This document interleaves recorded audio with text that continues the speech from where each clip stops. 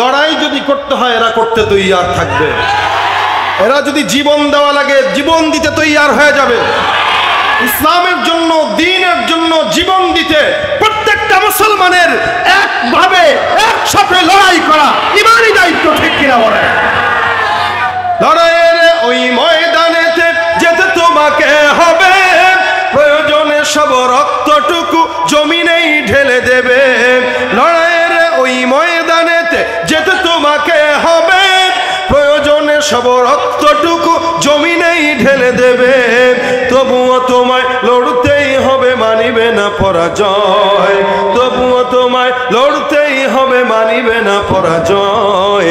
বিপ্লব মানে জীবন দেয়া, বসে থাকা নয়। সে কোনো দিন আসবে না রে, করো যদি ভয়। আসবে বিজয়, রক্ত আর জীবনের বিনিময়। আসবে বিজয়, রক্ত আর জীবনের বিনিময়। বিপ্লব মানে জীবন দেয়া, বসে থাকা নয়। সে কোনো দিন আসবে না রে, করো যদি ভয়। আমরা সবাই ভয় পাবো কাকে? এটা দেখার পর আমার কাছে মনে হলো যে বাংলাদেশের এই সমস্ত স্কুল ভার্সিটির ছেলেরা, কলেজের ছেলেরা আলহামদুলিল্লাহ কোনোদিন যদি ইমানের ডাকে ডাক আসে, আমার তো বিশ্বাস এরা শাহাদাত বরণ করার জন্য যাবে। এক একজন কিভাবে বলতেছে, ভাই আমাদেরকে সরকার খালি পাঠায় দেখ। এক যুবক তো আয়সা বলতেছে আমাকে পাঠায় দেখ সরকার, আমি যদিও ট্রেনিং জানি না কিন্তু অন্তত 2 সেক্টরে তো মারতে পারবো। আমিও তো মাঝে মাঝে বলি, হ্যাঁ যদি যাইতে পারতাম, আরে শক্তি কম থাকলেও, ট্রেনিং জানা না থাকলেও, আমরা দুর্বল জাতি হইল 2 সেক্টরে মাইরা তো শহীদ হইতে পারবো। কারণ শহীদ হয়েছেন তো সোজা জান্নাত, সোজা শহীদ হয়েছেন তো সোজা জান্নাত। আমাদের দেশে রাজনৈতিক কোন দলে মরলে রে বলে শহীদ। দেখবেন গেছে মিছিলে, দলের মিছিলে যায় কোনো মতে মাইর খেয়ে মরছে, নাম দিয়ে দিছে আমাদের ভাই শহীদ হয়েছে। কিসের শহীদ? ভণ্ডামির জায়গা পান না। শহীদ কাকে বলে? শহীদ বলা হয় আল্লাহর দ্বীনের জন্য, রসুলের সুন্নত জিন্দার জন্য যেই ব্যক্তি লড়াই করে ইমানের সঙ্গে মৃত্যুবরণ করে, সে হলো শহীদ। এই শহীদ এর ব্যাপারে আল্লাহ পাক বলেন বাল আহইয়া ওয়ালাকিল্লা তাশউরুন। এরা সব জীবিত কিন্তু তোমরা বুঝো না। এরা সবাই জীবিত কিন্তু তোমরা অনুভব করতে পারো না। ইনশাআল্লাহ আমার বিশ্বাস আপনারা যতদিন আছেন, আপনারা থাকলে ইসলামের বিজয় অনিবার্য ইনশাআল্লাহ। এই সমস্ত নওজোয়ান জামাল ছেলেরা যদি থাকে, এদেশে ইসলাম একদিন না একদিন আসবেই। রাসূলের সুন্নাত একদিন না একদিন জিন্দা হবেই ইনশাআল্লাহ। আল্লাহ আমাদেরকে তুমি রাসূলের সুন্নাতের জন্য কবুল করো। আল্লাহ তোমার দ্বীনের জন্য কবুল করো। আল্লাহ তোমার দ্বীন বুলন্দের জন্য আমাদেরকে তুমি কবুল করে নাও। রাসূল সাল্লাল্লাহু আলাইহি ওয়াসাল্লাম আমাদের শ্রেষ্ঠ নেতা, আমাদের শ্রেষ্ঠ নেতা। কোন রাজনৈতিক নেতাকে আমরা আমাদের নেতা মনে করি না, এটা করি না আমরা। সাময়িক সময় আমরা বলতে পারি যে সে আমাদের এই দলের লিডার, কিন্তু সে আমার নেতা নয়। আমাদের নেতা বিশ্বনবী মুহাম্মদুর রাসূলুল্লাহ। সোজা কথা, আমাদের নেতা বিশ্বনবী মুস্তাফা। আমাদের নেতা স্থায়ী নেতা, অস্থায়ী কোনো নেতাকে আমরা মানি না। আমাদের নেতা যিনি স্থায়ী, তিনি দুনিয়াতেও কাজে লাগে, আখিরাতেও। দুনিয়াতেও এখনো কাজে লাগে, যদিও আমাদের নেতা দুনিয়াতে বেঁচে নাই, কিন্তু কাজে লাগে কি লাগে না? আমার নেতার নামের উপরে দুরূদ পড়বেন তো আল্লাহ 10টা রহমত নাজিল করবেন। আপনি আপনার দলের নেতার ব্যাপারে স্লোগান দিয়েন তো, সওয়াব আসেনি? বুঝে না তাই কি? আপনার দলের নেতার ব্যাপারে যদি স্লোগান দেন সওয়াব হবে না, কিন্তু রসুলের ব্যাপারে যদি স্লোগান দেন সওয়াব না গুনাহ? শুধু রসুলের নামটা নিবেন সাল্লাল্লাহু আলাইহি ওয়াসাল্লাম, 10 বার রহমত নাজিল হয়ে যাবে। এটাই তো বলা হয় নেতা। যে নেতার নাম নিলেও সওয়াব, যেই নেতার পক্ষে কথা বললেও সওয়াব, যেই নেতার নাম নিলেও আল্লাহ পাক গুনাহ মাফ করে দেয়। সুবহানাল্লাহ। স্থায়ী নেতা আল্লাহ পাক রব্বুল আলামিন বলেন, কত সম্মান আমি আল্লাহ পাক এই নেতাকে দিয়েছি জানো? এই দুনিয়াতে অসংখ্য নবীদের সঙ্গে আল্লাহ পাক কথা বলেছেন। কেন? নবী হবার কারণে। নবী হবার কারণে আল্লাহ পাক মূসার সঙ্গে কথা বলেছেন। এই জন্য মূসা নবীর নামের সাথে কি আছে বলেন তো? কালিমুল্লাহ। মূসা ওয়া কাল্লামাল্লাহু মূসা তাকলিমা। আল্লাহ পাক রব্বুল আলামিন বলেন মূসার সঙ্গে আল্লাহ পাক রব্বুল আলামিন খুব কথা বলতেন। ওয়া কাল্লামাল্লাহু মূসা তাকলিমা। আল্লাহ পাক মূসার সঙ্গে কথা বলার কারণে মূসা পয়গম্বরের নাম হলো মূসা কালিমুল্লাহ। মূসা পয়গম্বর যখন মন চায় তখনই যে কথা বলতেন বিষয়টা এমন নয়, বরং আল্লাহ পাকের নির্দিষ্ট সময় ছিল। যখন আল্লাহ পাকের নির্দিষ্ট সময় তখন মূসা পয়গম্বর কথা বলতেন। কিন্তু আল্লাহ পাক মূসা পয়গম্বরকে ডাক দিয়া বলেন, হে নবী মূসা, তুমি কি জানো জমিনের মধ্যে আমি এমন একজন উম্মত আনবো, এমন একজন নবীর উম্মত পাঠাবো, তোমার সঙ্গে আমি আল্লাহ যখন মন চায় তখন কথা বলি না, নির্দিষ্ট সময় ছাড়া তোমার সঙ্গে আমি আল্লাহ কথা বলি না। কিন্তু এমন একদল নবীর উম্মত আমার জিন্দেগিতে দুনিয়ার জমিনে আমি আল্লাহ পাক রব্বুল আলামিন প্রেরণ করব, যেই উম্মতরা নবী নয়, এরা অন্য কোনো কিছু নয়, শুধুমাত্র একজন নবীর উম্মত হওয়ার কারণে বান্দার যখন মন চাবে আমি আল্লাহ বান্দার সঙ্গে কথা বলবো। আল্লাহ পাক রব্বুল আলামিন ডাক দিয়া বলেন, হে মূসা, তোমার সঙ্গে আমি আল্লাহ পাক রব্বুল আলামিন যখন মন চায় তখন কথা বলি না, নির্দিষ্ট সময় ছাড়া তুমি আমি আল্লাহর সঙ্গে কথা বলতে পারো না। কিন্তু ওই উম্মতরা আমি আল্লাহর সঙ্গে কথা বলবে, নির্দিষ্ট কোনো টাইম নাই, তারা নবীও না, তারপরও আমি আল্লাহ তাদের সঙ্গে কথা বলবো। আল্লাহ নবী মূসা ডাক দিয়া বলেন, হে মালিক, কেন তুমি এই বান্দাদের সঙ্গে কথা বলবা? এত দাম কেন তাদের? আল্লাহ পাক ডাক দিয়া বলে, শেষ জামানায় আখিরি জামানার পয়গম্বর মুহাম্মাদুর রাসূলুল্লাহ সাল্লাল্লাহু আলাইহি ওয়াসাল্লামকে আমি আল্লাহ আখিরি জামানার পয়গম্বর হিসেবে জমিনের মধ্যে প্রেরণ করব। ওই নবীর দামের কারণে নবীর উম্মতদের দাম, নবীর সম্মানের কারণে উম্মতদের সম্মান। আখিরি জামানার পয়গম্বরের উম্মত হওয়ার কারণে ওই বান্দারা যখন মন চাবে এত পাওয়ার দিয়ে দিব, বান্দা শুধু আমি আল্লাহর সঙ্গে কথা বলার ইচ্ছা পোষণ করার সাথে সাথে আমি আল্লাহ বান্দার সঙ্গে কথা বলবো।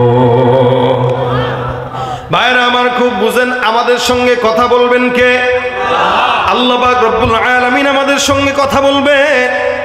আল্লাহ পাক ডাক দিয়া বলেন, মূসা পয়গম্বর বলেন, আল্লাহ, এই সমস্ত উম্মতেরা বান্দারা কিভাবে আপনি রবের সঙ্গে কথা বলবে মালিক? আল্লাহ পাক ডাক দিয়া বলেন, হে মূসা, এরা যখন নামাজের মধ্যে দাঁড়ায় যাবে, আমি আল্লাহ পাক রব্বুল আলামিন এদেরকে এমন একটা ইবাদত দান করলাম, 5 ওয়াক্ত নামাজের মধ্যে যখন বান্দা দাঁড়াবে আর নামাজের মধ্যে যখন বান্দা দাঁড়ায় তেলাওয়াত করবে, আমি আল্লাহ ওই বান্দাদের উপরে একটা কোরআনকে আমি আল্লাহ পাক রব্বুল আলামিন নাজিল করব, যে কোরআন থেকে বান্দারা নামাজের মধ্যে দাঁড়ায় যখন তেলাওয়াত করবে, আমি আল্লাহ বান্দার তেলাওয়াতের জবাবে, বান্দার প্রত্যেকটা আয়াতের জবাবে বান্দার সঙ্গে কথা বলবো। ভাইরা আমার, আল্লাহ পাক রব্বুল আলামিন আপনার সঙ্গে কথা বলেন কিভাবে বলেন? আপনি যখন নামাজের মধ্যে দাঁড়ায় বলবেন আলহামদুলিল্লাহি রাব্বিল আলামিন। নামাজের মধ্যে গভীর রাত, সমস্ত দুনিয়া ঘুমায়, আপনি যখন নামাজের মধ্যে দাঁড়াইলেন, ওই সমস্ত দুনিয়া নীরব। নামাজের মধ্যে দাঁড়ায় আপনি যখন বলবেন আলহামদুলিল্লাহি রাব্বিল আলামিন, আমার আল্লাহ আসমানের মধ্যে এসে সুন্দর করে বান্দার কাছে জবাব দিয়া বলবে, হামিদানি রব্বি, সুবহানাল্লাহ। আল্লাহ পাক রব্বুল আলামিন বলে, বান্দা শুধু আলহামদুলিল্লাহ রাব্বিল আলামিন বলার সাথে সাথে আমি আল্লাহ পাক বান্দার জবাব দিয়া দিব, ইনা আমানু সাল্লু আলাইহি ওয়া সাল্লিমু তাসলিমা। সকলে জবান খুলে দুরূদ শরীফ পড়ি, আল্লাহুম্মা সাল্লি আলা মুহাম্মাদিন ওয়া আলা আলি মুহাম্মাদ কামা সাল্লাইতা আলা ইব্রাহিম ওয়া আলা আলি ইব্রাহিম ইন্নাকা হামিদুম মাজিদ। اللهم بارك على محمد وعلى آل محمد كما باركت على إبراهيم وعلى آل إبراهيم إنك حميد مجيد محمد نے آकर कुफ्र को मिटाया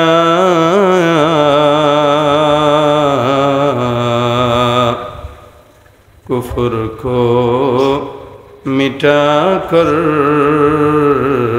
सदाकत बताया बलगल उला बिकमालिही कशफत दुजा बिजमालिही हसनत जमीउ खिसालिही सल्लु अलैहि व आलिहि ज़बान खुले मोहब्बते সকলে জিকির করি লা ইলাহা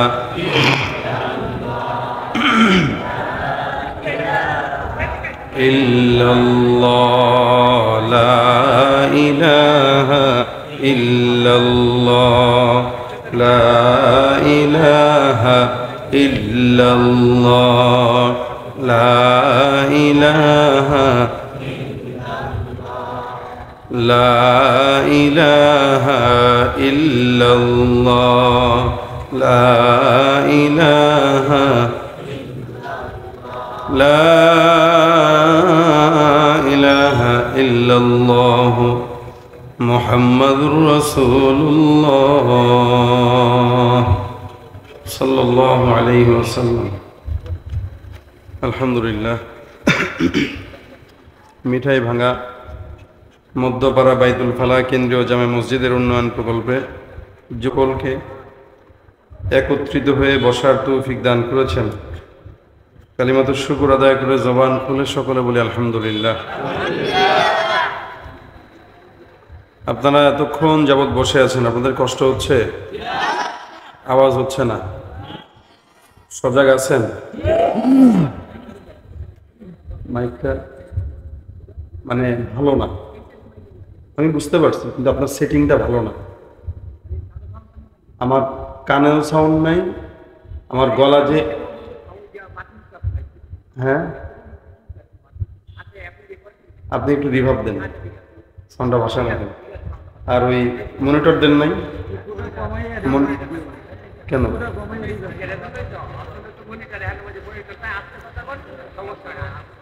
দেন নাই কেন?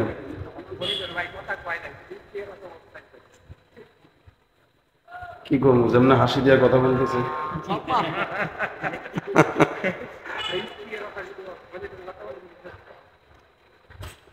আমি তো আসার সময় আপনারা দেখলাম ওদিকে কই যাইতেছেন, তাই না?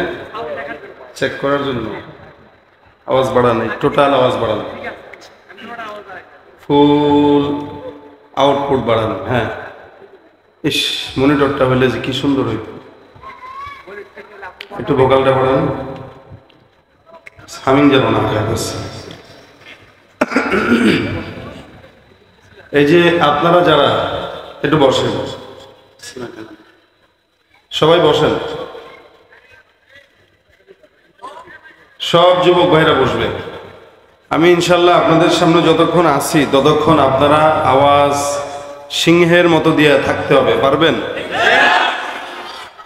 মাশাআল্লাহ, এটা হইল আওয়াজ। এই মাইক্রোফোনটা কি সমস্যা? না না, এটা সমস্যা না, এটা তো আছে তো, কিন্তু এটা যেরকম এটা এরকম না। আমি তো এই নড়বো চড়বো, আমার মূর্তির মতো কথা বলা লাগবে। ওইটাকে ঠিক করেন, আপনি পারবেন তো? হাসি বলে পারবেন, আমার সাথে শত্রুতা করেন না, আমার গলা ভাঙ্গা। সুন্দর দেন, সাউন্ড সুন্দর দেন, মিষ্টি হাসি আছে তার, কালা মানুষ লেগে গেছে। আর এই যে জায়গায় সব বাচ্চাগুলো একসাথে বসছে, এরা হলো গয়রে মুকাল্লাফ, সব এরা বুঝেও না কিছু, এদেরকে ধমকও দেওয়া যায় না, কিন্তু কিছুক্ষণ পর একটা একটা খোঁচায়। হ্যাঁ, এটা উচিত ছিল গ্যাপে গ্যাপে বসানো, সব বসছে একসাথে, আওয়াজ যেন না হয়। ঠিক আছে ইনশাল্লাহ। মসজিদে গেলে তো বাচ্চাদেরকে আগে দেন না, দেননি না, আগে দাঁড়াইলে আবার টান দিয়া পিছনে ফেলায় দেন, যে পোলাপান তুই আগে কেন বসলি। তো এখানে কেন দেন, মাহফিলে কেন দেন আপনারা? বাচ্চাদেরকে দিবেন পিছনে। বড়রা সামনে বসলে কথা বলতে মজা, আমি যারা বলতেছি সে বুঝতেছে, আমি বুঝতেছি এটা, কারণ আমি ওর দিকে তাকায় কি কথা বলবো, ও কি আমার কথা বোঝার মতো যোগ্যতা হয়েছে? এই জন্য বড়রা সবসময় মাহফিলে আগে থাকবেন, তাহলে যিনি আলোচক ইনি কথা বলে স্বাচ্ছন্দ্য বোধ করবে। তা আপনারা ইনশাল্লাহ, আমি আজকে যেই সমস্ত কথাগুলো বলবো, যদি আমার কথা হয় তাহলে আপনারা আমার সাথে একত্রতা পোষণ করবেন, মাঝে মাঝে আওয়াজ টাওয়াজ দিবেন ইনশাআল্লাহ। আল্লাহ পাক আজকের এই মাহফিলকে ভরপুর কামিয়াবি দান করুক। মানে লিপসিংটা ছেড়ে দিচ্ছে, আপনার আওয়াজটা মাঝে মাঝে ছেড়ে দিচ্ছে, সবসময় একরকম নাই, কখনো ছেড়ে দিতেছে, কখনো ধরতেছে। আমি আপনাদের সামনে আয়াতের একটি ছোট্ট অংশ পরিচিত তেলাওয়াত করেছি। এই আয়াতটা আপনারা সবাই জানেন। আল্লাহ পাক রব্বুল আলামিন বলেন, ওমা আরসালনাকা ইল্লা রাহমাতাল লিল আলামিন। সমস্ত বিশ্ব জাহানের জন্য আল্লাহ পাক রব্বুল আলামিন রাসূল করিম সাল্লাল্লাহু আলাইহি ওয়াসাল্লামকে রহমত স্বরূপ প্রেরণ করেছেন। কি স্বরূপ? রহমত স্বরূপ। আল্লাহ পাক রব্বুল আলামিন রহমত স্বরূপ যেহেতু প্রেরণ করেছেন সারা বিশ্ব জাহানের জন্য, সুতরাং এই বিশ্বের ভিতরে আসমান আছে, জমিন আছে, পাহাড় পর্বত আছে, সমুদ্র আছে, নদী নালা আছে, খালবিল আছে, ইয়াহুদি আছে, নাসারা আছে, খ্রিস্টান আছে, বৌদ্ধ আছে, হিন্দু মুসলমান সবাই আছে। অর্থাৎ আল্লাহ পাক রব্বুল আলামিন সমগ্র বিশ্বের জন্য মুহাম্মদুর রাসূলুল্লাহ সাল্লাল্লাহু আলাইহি ওয়াসাল্লামকে রহমত বানিয়েছেন। মানে এটা শুধু মুসলমানের জন্য না, হিন্দু, খ্রিস্টান, ইহুদি, নাসারা, বৌদ্ধ, বেঈমান, যত জড় পদার্থ আছে সমস্ত কিছুর জন্যই আল্লাহ পাক রহমত হিসেবে প্রেরণ করেছেন। এটা আল্লাহ পাকের কথা। আপনাদেরকে যদি প্রশ্ন করি, একটু বলেন তো, কোরআনের মধ্যে আল্লাহ পাক যা যা কথা বলেছেন এগুলো সব কি সত্য না কিছু কিছু সত্য? একটা আয়াত, একটা নোক্তা, একটা জের জবর মিথ্যা হওয়ার সম্ভাবনা, এই বিশ্বাস আমাদের সবার আছে। মাঝে মাঝে আলহামদুলিল্লাহ আমাদের বাংলাদেশের মানুষের আবেগ দেখে আমরা অবাক হই, ভালো লাগে। আমাদের এই দেশের মানুষ যারা ইসলাম ফলো করে, ইসলাম পছন্দ করে, অনেকে আছে দাঁড়িয়ে রাখতে পারে না, নামাজ একটু অনিয়মতান্ত্রিক, কখনো পড়ে কখনো পড়ে না। কিন্তু এই সমস্ত লোকরা আল্লাহর রহমতে কোরআন সুন্নাহর ব্যাপারে, মহব্বতের ব্যাপারে আমার তো দিল বলে কোনো প্রকার ঘাটতি নাই। আপনাদের আছে কিনা আমি জানি না। কোরআন সুন্নাহর প্রতি মহব্বতের ব্যাপারে কি আপনাদের কোনো ঘাটতি আছে? এটা বুঝাইতে চাইলাম। পাশাপাশি গত 1-2 দিন আগে থেকে একটা ভিডিও দেখে আরো বেশি ভালো লাগছে, কাজ করছে যেটা, এই এক ফিলিস্তিনি ইস্যুতে কিছু যুবকেরা মিছিল করেছে। এদের নেতৃত্ব দিয়েছিল চট্টগ্রামের এক ভাই আছে ফারাজ, উনি ফেসবুকে লাইভ দেওয়ার পরে মানুষ এসেছে। তা আমি অবাক হইলাম, ওই ফারাজ ভাইয়ের ডাকে যে সমস্ত যুবকেরা আসছে, এরা মাদ্রাসার ছাত্র না, এরা সব স্কুল কলেজ বা ব্যবসায়ী। এরা দাঁড়িয়ে আছে, কারো ডাই, কেউ প্যান্ট শার্ট, কেউ পাঞ্জাবি পরে আসছে। কিন্তু সাংবাদিক যখন প্রশ্ন করতেছিল যে আপনারা কি চান, তারা এক গলায় বলতেছিল সরকার আমাদেরকে প্রয়োজনে ফিলিস্তিনে পাঠায় দেখ যুদ্ধের জন্য। দেখেন, আমি অবাক হইলাম যে এই যুবকগুলা দাড়ি নাই, টুপি নাই, কিন্তু এরা আল্লাহর দিন, আল্লাহর ঘর মসজিদে আকসার জন্য যুদ্ধ করতে তৈয়ার হয়ে যাচ্ছে। অত আমার এত ভালো লাগছে ভিডিওটা দেখে যে আলহামদুলিল্লাহ, বাংলাদেশের হুজুর দরকার নাই। বাংলাদেশের যে সমস্ত স্কুল কলেজের দিনদার ভাইরা আছে, ইসলাম প্রতিষ্ঠার জন্য, রসুলের সুন্নতের ব্যাপারে কেউ যদি কটূক্তি করে, এদের বিরোধিতার জন্য এই সমস্ত স্কুল কলেজের ভাইরা যথেষ্ট। কারণ হুজুরেরা মারতে গেলে একটু মায়া করে, মানুষের সাথে মারামারি লাগতে গেলে হয়তো মায়া করবে যে এই লোকটা মারবো, থাক মায়া করে দিই। কিন্তু এরা দ্বীনের শত্রুদের ব্যাপারে, রাসূলের শত্রুদের ব্যাপারে আমার তো মনে হয় এদের দিলে এক বিন্দু পরিমাণে মায়া থাকবে না।